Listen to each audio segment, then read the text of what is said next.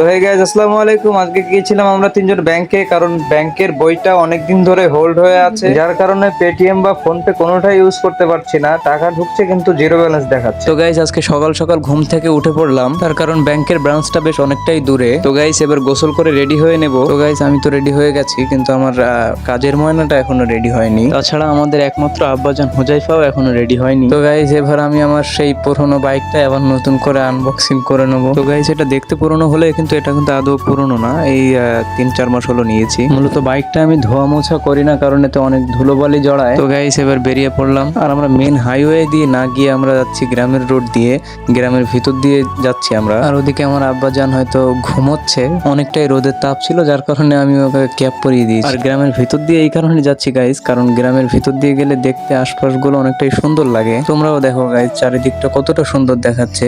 পাশের ধানের জমি, এই সাইডে ধানও আছে। তো ফাইনালি গাইস, ব্যাংকের সামনে চলে এলাম। তো এসে দেখি গাইস, আমাদের কপালটা আজকে খুবই খারাপ। তার কারণ এসেই ওই সাইড দিয়ে দেখলাম ব্যাংকের দরজা বন্ধ আছে আজকে। তার কারণ আজকে শনিবার, আজকে সরকারি ছুটি, আমাদের একদমই খেয়াল ছিল না। তারপর আর কি করার, আবার চলে গেলাম হুজাইফা যেখানে হয়েছিল সেই হসপিটালে, ওর জন্ম সার্টিফিকেট হয়েছে কিনা তাই। এখানে এসে দেখি গাইস, আসলে কপালটা আজকে এতটাই খারাপ, ওর জন্ম সার্টিফিকেটও এখনো হয়নি। আর দেখো গাইস, ও নিজেই দেখছে যে ওর জন্ম সার্টিফিকেট হয়েছে কিনা। তারপর আর কি গাইস, যেভাবে এসেছিলাম সেভাবে আবার বাড়ি চলে যেতে হচ্ছে। তো গাইস, বাড়িতে চলে আসলাম।